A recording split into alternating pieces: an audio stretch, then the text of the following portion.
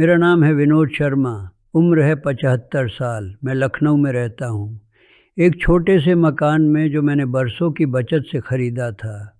अब इस घर में बस मैं हूँ और कभी-कभी मेरी बेटी आ जाती है 2-3 दिन के लिए। आज मैं आपसे कुछ बातें करना चाहता हूँ। ऐसी बातें जो मुझे अब समझ आ रही हैं जब ज़िंदगी लगभग गुज़र चुकी है। मैं कोई ज्ञानी नहीं हूँ, न ही मैं आपको कोई उपदेश देने बैठा हूँ।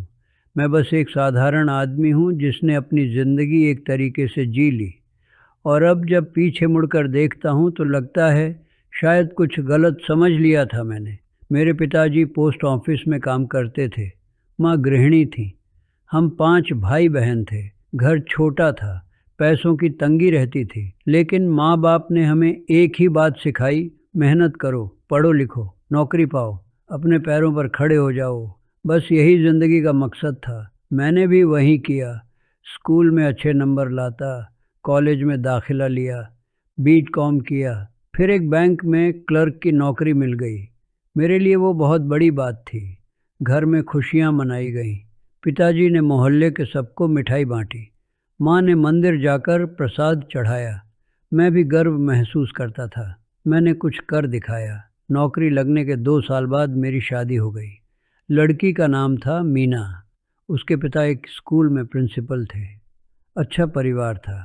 शादी के बाद हम दोनों किराए के मकान में रहने लगे। 2 कमरे थे, एक छोटा सा बरामदा। मीना बहुत अच्छी थी। सुबह जल्दी उठती, नाश्ता बनाती, मेरा टिफ़िन तैयार करती। मैं ऑफिस जाता। बैंक में काम ठीक ठाक था। काउंटर पर बैठना, लोगों की पासबुक में एंट्री करना, पैसे गिनना, रजिस्टर में लिखना, दिन भर यही काम। सुबह 10 बजे से शाम 6 बजे तक।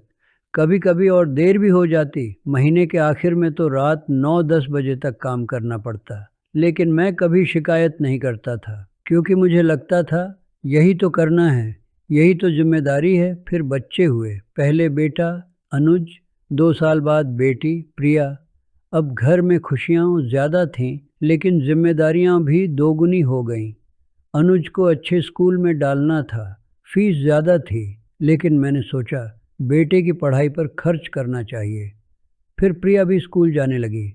दोनों की फीस, किताबें, ड्रेस, ट्यूशन सब कुछ मेरी सैलरी से ही चलता था। मैं और मेहनत करने लगा, ओवर टाइम करता, छुट्टी नहीं लेता। बॉस जो भी काम देते मैं तुरंत कर देता। मुझे लगता था कि यही सही है। बच्चों का भविष्य बनाना है, घर का खर्चा चलाना है, पत्नी को कोई तकलीफ़ नहीं होनी चाहिए। यही सोचकर मैं हर दिन काम में लगा रहता। लेकिन धीरे धीरे एक चीज़ होने लगी। मैं घर में रहता, लेकिन जैसे मैं वहाँ होता ही नहीं था। सुबह जल्दी निकल जाता, शाम को थक कर लौटता, खाना खाता, थोड़ा टीवी देखता, सो जाता। बच्चों से बात नहीं होती थी। अनुज स्कूल से आता, मुझे ऑफिस में होता। प्रिया खेलती, मैं ऑफिस में होता। वीकेंड पर भी मैं थका रहता, या फिर बैंक का कोई काम घर ले आता। मीना कभी कभी कहती, आप बच्चों के साथ थोड़ा समय क्यों नहीं बिताते? अनुज को पार्क ले जाइए। प्रिया आपसे कहानी सुनना चाहती है। मैं जवाब देता, अरे इतना काम है, अभी फुर्सत कहाँ है, जब बड़े हो जाएंगे तब देखेंगे। मुझे लगता था कि मैं एक अच्छा पिता हूँ, क्योंकि मैं उनके लिए कमा रहा हूँ, उनकी ज़रूरतें पूरी कर रहा हूँ। लेकिन मैं भूल गया था कि बच्चों को पैसों से ज़्यादा अपने पिता की ज़रूरत होती है, उनकी मौजूदगी की। उनके साथ की साल बीतते गए। अनुज 12वीं में पहुंच गया, प्रिया 10वीं में। घर में अब एक अजीब सी खामोशी रहने लगी। बच्चे अपने कमरों में रहते, मीना रसोई में व्यस्त रहती, मैं अपने काम में। हम चारों एक घर में थे, लेकिन जैसे 4 अलग अलग द्वीप हों। मुझे याद है, एक बार अनुज का जन्मदिन था। मैंने कहा था कि शाम को जल्दी आऊँगा, केक काटेंगे, लेकिन उस दिन बैंक में ऑडिट था। मैं फंस गया। रात 8 बजे घर पहुंचा, केक कट चुका था। अनुज अपने कमरे में था। मैंने उसे बुलाया, गिफ्ट दिया, एक घड़ी। अच्छी थी, महंगी थी, लेकिन उसने बस थैंक यू कहा और वापस कमरे में चला गया। मीना ने कहा, वो पूरे दिन आपका इंतज़ार करता रहा। मैंने कहा, अरे काम था ना, समझ जाएगा। लेकिन वो नहीं समझा, या शायद समझ गया कि उसके पिता के लिए काम ज़्यादा ज़रूरी है। अनुज ने इंजीनियरिंग की पढ़ाई दिल्ली में की। प्रिया ने मुंबई में डिज़ाइनिंग का कोर्स किया। दोनों शहर से बाहर चले गए। घर और खाली हो गया। मुझे लगा ठीक है, बच्चे अपने रास्ते पर चल रहे हैं। यही तो चाहते थे हम। फिर अनुज की नौकरी लग गई बेंगलोर में। प्रिया की शादी हो गई। वो दिल्ली में बस गई। अब घर में बस मैं और मीना थे। लेकिन हम दोनों के बीच बातचीत बहुत कम थी। इतने सालों में हम एक दूसरे से इतने दूर हो गए थे कि अब साथ रहकर भी अकेले लगते थे। मैं 60 की उम्र में रिटायर हो गया। बैंक ने विदाई समारोह रखा। मुझे शॉल और एक स्मृति चिन्ह दिया। सब ने तारीफ की कि मैं बहुत मेहनती था, ईमानदार था। मैं घर आया, पेंशन मिलने लगी। अब मेरे पास बहुत समय था। लेकिन उस समय का करना क्या था यह मुझे नहीं पता था। मैं सुबह उठता, अखबार पढ़ता, नाश्ता करता, फिर पूरा दिन घर में ही रहता, टीवी देखता या बरामदे में बैठता। मीना अपने कामों में लगी रहती। शाम को वो मंदिर चली जाती, मैं अकेला घर में रहता। एक दिन मैंने अनुज को फ़ोन किया। मैंने पूछा, कब आ रहा हो? उसने कहा, पापा इस महीने बहुत काम है, अगले महीने देखते हैं। मैंने कहा, ठीक है। लेकिन अगला महीना भी आया और चला गया।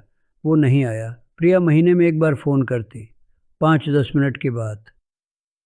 पापा कैसे हो? सब ठीक है ना? मैं कहता, हाँ सब ठीक है। फिर वो कहती, अच्छा पापा मुझे काम है, बाद में बात करती हूँ।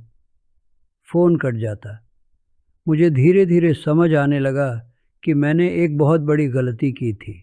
मैंने सोचा था कि ज़िंदगी का मतलब है काम करना, पैसे कमाना, जिम्मेदारियां निभाना। लेकिन मैं भूल गया था कि ज़िंदगी का मतलब है जीना, रिश्तों में जीना, पलों में जीना, अपनों के साथ हंसना, बात करना, उनके दुख सुख में शामिल होना। मुझे सिखाया गया था काम करना, लेकिन जीना नहीं सिखाया गया। मैंने अपने बच्चों को देखा बड़े होते हुए, लेकिन मैं उनके साथ नहीं था। मैंने उनकी पहली साइकिल नहीं चलाई, उनके स्कूल फंक्शन में नहीं गया, उनके दोस्तों को नहीं जानता, उनके सपनों के बारे में नहीं पूछा। मैं बस उनकी फीस भरता रहा, किताबें दिलाता रहा और सोचता रहा कि यही प्यार है। लेकिन प्यार सिर्फ पैसों से नहीं होता। प्यार समय से होता है, मौजूदगी से होता है, साथ से होता है। मीना के साथ भी यही हुआ। इतने साल साथ रहे, लेकिन हमने कभी बैठकर बात नहीं की। मैंने उससे कभी नहीं पूछा, तुम कैसी हो, तुम्हें कुछ चाहिए, तुम्हारे मन में क्या है। वो बस घर का काम करती रही, बच्चों को संभालती रही और मैं बस कमाता रहा। हम दोनों अपनी अपनी भूमिकाओं में फंसे रहे। पति पत्नी कम, 2 कर्मचारी ज़्यादा लगते थे। पिछले साल मीना को डायबिटीज़ हो गई। डॉक्टर ने कहा तनाव कम करें, आराम करें। मैंने पूछा, तनाव क्यों? घर में तो सब ठीक है। डॉक्टर ने मुस्कुराकर देखा, कुछ नहीं कहा। बाद में मुझे समझ आया, तनाव तो बरसों से था। अकेलेपन का तनाव, अनदेखी का तनाव, खुद को भूलते जाने का तनाव। अब जब मैं पीछे मुड़कर देखता हूँ तो मुझे वो पल याद आते हैं जो मैंने गंवा दिए। अनुज जब छोटा था तो वो मेरे पास आता और कहता, पापा चलो क्रिकेट खेलें। मैं कहता, अभी नहीं बेटा, थका हूँ। प्रिया अपनी ड्राइंग दिखाने आती। मैं अखबार पढ़ते हुए कहता, हाँ बेटा बहुत अच्छी है, बिना देखे। वो पल अब कभी वापस नहीं आएंगे। वो बचपन, वो मासूमियत, वो साथ मांगने की चाह, सब खत्म हो गई। मीना कभी कभी कहती थी, चलो कहीं घूम आते हैं, नैनीताल चले या फिर हरिद्वार। मैं कहता, अभी पैसे बचाने हैं बच्चों की पढ़ाई के लिए, बाद में चलेंगे। बाद में कभी नहीं आया। अब मेरे पास पैसे हैं, समय है, लेकिन अब न मीना की तबीयत है, न मेरे घुटने साथ देते हैं। मैं अब अक्सर सोचता हूँ, क्या गलत हो गया? मैंने तो वही किया जो मुझे सिखाया गया था। मेहनत की, ईमानदारी से जिया, जिम्मेदारियाँ निभाई।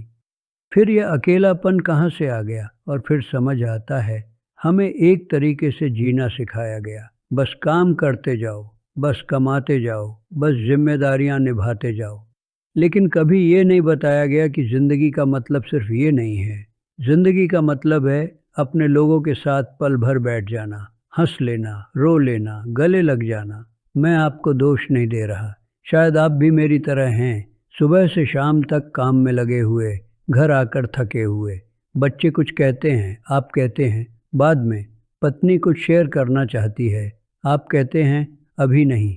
माता पिता फ़ोन करते हैं, आप कहते हैं व्यस्त हूँ, बाद में बात करता हूँ। और एक दिन आप भी मेरी जगह होंगे, बूढ़े, अकेले, सोचते हुए, काश मैंने ज़्यादा समय दिया होता। मैं नहीं कह रहा कि काम छोड़ दें या जिम्मेदारियां मत निभाएं, लेकिन बस इतना जान लें, काम तो हमेशा रहेगा, ऑफिस तो हमेशा रहेगा, लेकिन आपके बच्चे हमेशा छोटे नहीं रहेंगे, आपके माता पिता हमेशा नहीं रहेंगे, आपकी पत्नी का इंतज़ार हमेशा नहीं रहेगा।